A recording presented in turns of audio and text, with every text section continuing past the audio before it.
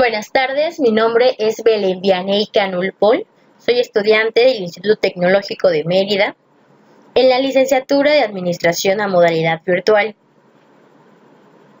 El día de hoy se va a hacer una presentación de la materia Estadística para la Administración 1 de la unidad 2 conocida como Estadística Descriptiva. Esta presentación va a consistir acerca de la explicación del diagrama de caja y bigotes. Y para iniciar, es necesario poder definirlo. El diagrama de caja y bigotes es la representación gráfica basada en los cuartiles que se emplean para describir un conjunto de datos.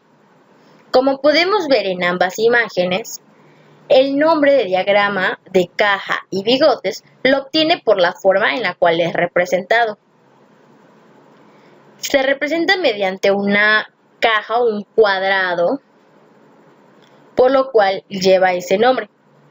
Y hacia sus extremos podemos ver dos líneas que se conocen como límite superior, límite inferior o también valor máximo y valor mínimo. Estas dos líneas a los extremos hacen representación a lo que son los bigotes, por lo cual también lo podemos decir o conocer como bigote superior y bigote inferior. Para poder entender cómo se realiza ese diagrama, es necesario mencionar las medidas de posición. Entre estas se encuentran los cuantiles, que son los valores de la distribución que la van a dividir en partes iguales, es decir, son intervalos o van a ser intervalos que comprenden el mismo número de valores. Los cuantiles nos van a permitir hacer análisis minuciosos de la distribución. Se utilizan generalmente cuando se quiere ubicar un dato dentro del conjunto. Y este término fue utilizado por primera vez en 1940 por Kendall.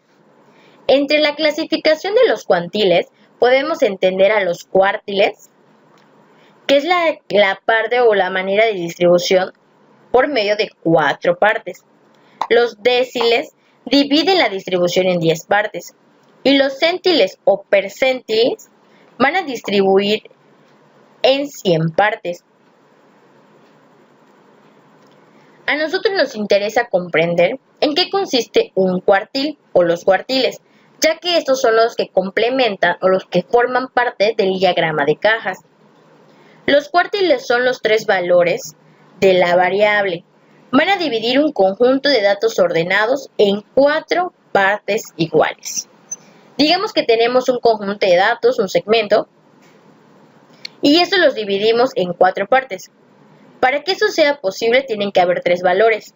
El primer valor representa el 25%, que es el primer cuartil.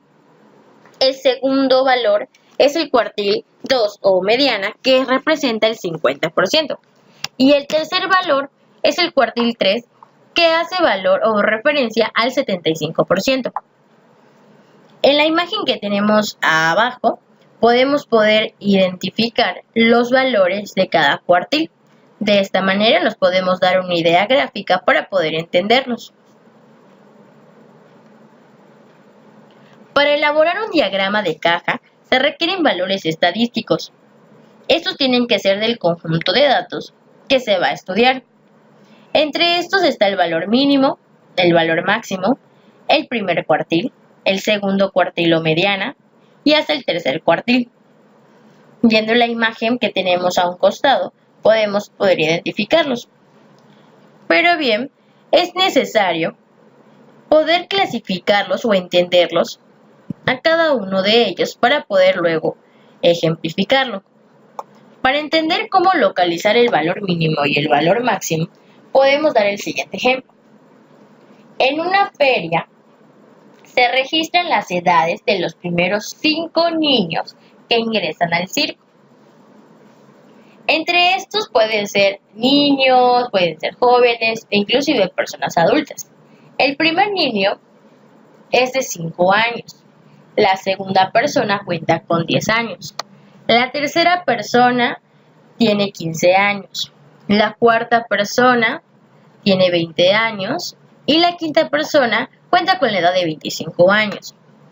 Si distribuimos o ordenamos de manera ascendente a descendente la cantidad o la edad de cada persona, podemos entender que la edad mínima sería la de 5 años y el valor máximo es la de 25 años. Una vez que obtenemos estos dos valores o nuestros límites, ya vamos a poder identificar el primer cuartil, el segundo cuartil mediante la mediana y el tercer cuartil. Para poder entrar, digamos, ya a representarlo, también es importante mencionar las medidas de dispersión. Entre estas podemos identificar que la dispersión o amplitud son los rasgos principales de los datos que hacen referencia a su variabilidad. A la evaluación de cuán separados o extendidos están estos datos o bien cuánto difieren unos de otros. Entonces podemos entender que la variación es el grado en que los datos numéricos tienden a extenderse alrededor de un valor, generalmente es el valor medio. Ahora bien, ¿por qué es importante la variación? A menudo, una medida de posición de un conjunto de datos se vincula con la indicación de cuán típico o representativo es para la población, y para ello es necesario contar con la información que proporcionan las medidas de variación, ya que si observamos esas medidas, podemos llegar a identificar anomalías y de esta manera hacer prevenciones futuras. En la imagen podemos caracterizar o ver, más que nada, poder representar lo que es una variación de causa común, una variación de causa especial o un cambio. Y ahí podemos identificar si hay algún foco de alerta o algo que podamos evitar en un futuro. Ahora bien, una vez que ya le hemos logrado saber o hemos logrado identificar de qué se trata o cómo se representa el diagrama de caja y bigote, se va a hacer un ejercicio para poder generar lo que es la comprensión del tema. El ejercicio dice: la directora de la primaria Benito Juárez registra la edad de los primeros 20 niños que entraron al salón de cultura. Yo los voy a representar en un cuadro, en este caso, en un rectángulo, en donde anoto las cantidades o la edad de las personas de manera organizada, de ascendente a descendente, poniendo que solamente hubo una persona con 5 años, 2 personas con 6 años, 3 personas, o en ese caso 2 personas con 7 años, 2 personas con 8 años, 3 personas con 9 años, hubo 4 personas que tenían 10 años de edad, 2 personas tenían 11 años, otras 2 tenían 12 años, una persona de 13 años y otra de 14 años, haciendo un total de datos de 20. Son 20 edades registradas, por lo que lo podemos representar con una N. Para poder continuar en este ejercicio, es necesario localizar dónde está la posible posición de la mediana. Y para esto se emplea una fórmula, N, que es el número de datos, más 1 entre 2. Si tengo 20 datos, le sumo 1, tengo 21, divididos entre 2 me da 10.5. Eso quiere decir que entre el dato que tiene la posición número 10 y la posición número 11, que sería, digamos, el intermedio de 10 a 10.5, son la suma y divididos entre 2 me dan la mediana. Es decir, que 9 más 10 entre 2 es representativo al segundo cuartil con un valor de 9.5. De esto, es necesario dividir lo que son la tabla o los datos en dos grupos. Los primeros 10 datos, que son la mitad del total de datos, es necesario ubicarle lo que es la mediana. Si tengo 10 datos, sé que es un número, en este caso, par, por lo cual voy a tener que obtener dos números. Sería el 7 y el 8, que son representados por un color amarillo, divididos entre 2, dando 7.5 como el primer cuartil. Luego, la segunda, porción o los próximos 10 datos van a ser partícipe para encontrar el tercer cuartil, De la misma manera, a esos 10 datos se le va a encontrar lo que es la mediana. Como bien sabemos, es un número par, por lo cual vamos a tener que tomar dos números y luego dividirlos entre 2. En ese caso, los números serían el número 11 y también el número 11. 11 por 2 son 22, dividido entre 2 te da 11, lo cual es considerado como el tercer cuartil.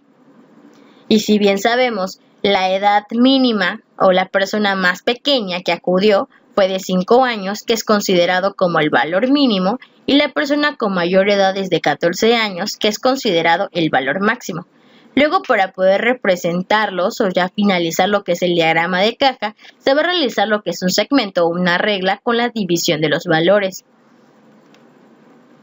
Como podemos entender, el valor mínimo de 5, el valor máximo de 14, el primer cuartil es 7.5, el cuartil 2 es de 9.5 y el cuartil 3 de 11. Las líneas amarillas son las representaciones, son los límites. Si vemos, está en el punto 5, que es el valor mínimo. Tenemos el que está en el 14, que es considerado como el valor máximo. Luego, en la parte central, hay unas líneas de color morado. En el 7.5 localiza el primer cuartil.